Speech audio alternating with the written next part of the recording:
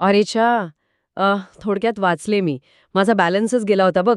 म्हणजे या खोलीतल्या स्पीकरचे व्हायब्रेशन्स ना चक्क चुकीच्या दिशेने येत आहेत. अरे बापरे. आणि यालाच तर आपल्या मराठीत म्हणतात, नाचता येईना अंगण वाकडे. हो ना, अगदी बरोबर पकडलत. पण आजच्या या डीप डाईव्ह चर्चेत आपण फक्त या सुप्रसिद्ध मराठी म्हणीची खिल्ली नाही उडवणार आहोत. हो, कारण आपल्याकडे काही मानसशास्त्रीय संशोधनाचे लेख आहेत. आणि हो, बंडू नावाच्या एका अवल्याची भन्नाट व्यंग्यात्मक कथासुद्धा आहे. हो, ती कथा तर जाम भारी आहे. तर या स्रोतांच्या आधारे माणूस स्वतःच्या चुका लपवण्यासाठी अशी हास्यास्पद कारणं का देतो, यामागचं खरं सायकोलॉजी काय आहे, हे आपण ओळखणार आहोत. नक्कीच. म्हणजे कसं आहे, ही बंडूची कथा म्हणजे आपल्या मानवी स्वभावाचा एक आरसाच आहे. या कथेत ना बंडू पहिल्यांदाच डान्स क्लासला जातो. हो, आणि 2 दिवस आरशासमोर उभा राहून स्वतःला अगदी मायकल जॅक्सनचा मामा समजायला लागतो तो. अगदी तेच. पण जेव्हा क्लासमध्ये स्टेप करून दाखवायची वेळ येते ना, तेव्हा त्याचे हातपाय असे हलतात जणू काही त्याला विजेचा शॉक लागलाय. बापरे! आणि गंमत म्हणजे तो स्वतःची चूक मान्य करत नाही. तो थेट फ्लोअरला दोष देतो. म्हणतो फ्लोअर खराब असल्यामुळे माझा पाय घसरतोय. चक्क फ्लोअरला दोष. पण मला इथे एक प्रश्न पडतो. जेव्हा कोणी असं म्हणतं की फ्लोअर खराब आहे किंवा कॅमेरा लेन्स खराब असल्यामुळे माझ्या डान्स व्हिडिओला लाईक्स आले नाहीत, तेव्हा ती व्यक्ती नक्की कुणाला फसवण्याचा प्रयत्न करत असते? हा खूप महत्वाचा मुद्दा आहे. शेवटी आतल्या आत त्याला सत्य माहीत असतंच ना. हो, तेच तर. तो स्वतःलाच फसवतोय. बरोबर. इथेच मानसशास्त्रातला सेल्फ सर्व्हिंग बायस म्हणजे स्वतःच्या सोयीचा विचार करण्याची प्रवृत्ती कामाला येते. अच्छा, म्हणजे स्वतःला वाचवण्याची वृत्ती. अगदी. जेव्हा आपण अपयशी ठरतो तेव्हा ते अपयश स्वीकारणं ना आपल्या मेंदूला खूप जड जातं.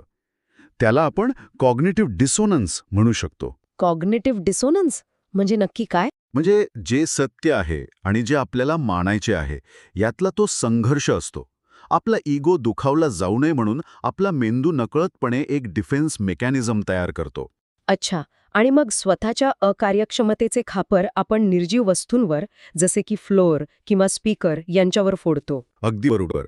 म्हणजे हे तर एखाद्या माणसाला पोहता येत नसल्यावर त्याने पाण्याचा रंग खराब आहे असा दावा करण्यासारखंच आहे. हो ना, अगदी परफेक्ट उदाहरण दिलंस.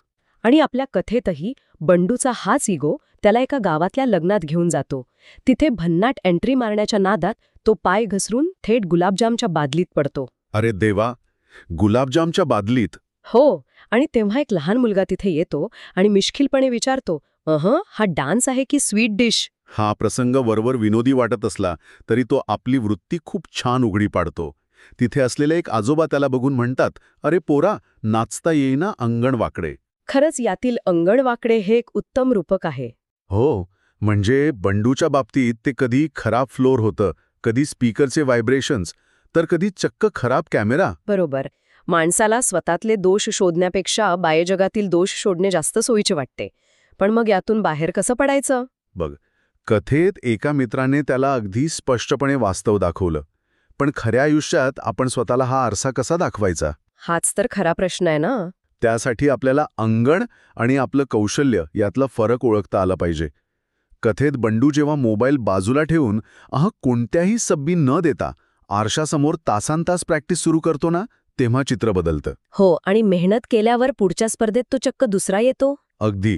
तेव्हा त्याचे सर त्याला गमतीत विचारतात, काय बंडू, आज अंगण सरळ झालं का? भारी. आणि त्यावर तो काय म्हणतो? त्यावर तो म्हणतो, नाच शिकल्यावर अंगण आपोआप सरळ दिसतं. वाव, किती सुंदर विचार आहे हा. हो ना. परिस्थिती बदलण्यापेक्षा स्वतःच्या क्षमतेवर काम केलं तर अडथळे आपोआप दूर होतात. हाच या मानसशास्त्रीय विश्लेषणाचा मुख्य निष्कर्ष आहे. खरंच, जोपर्यंत आपण स्वतःच्या कौशल्यावर काम करत नाही, तोपर्यंत आपल्याला जगातली सगळीच अंगणे वाकडी वाटत राहतील.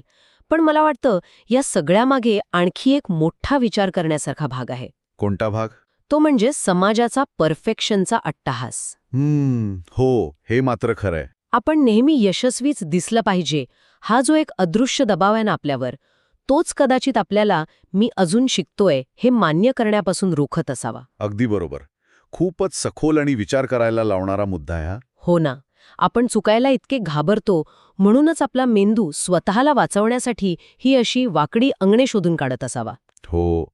जर समाजाने अपयश आणि चुका अगदी सहजपणे स्वीकारल्या ना, तर कदाचित आपल्याला अशी हास्यास्पद कारणं शोधण्याची गरजच उरणार नाही. अगदी खरंय.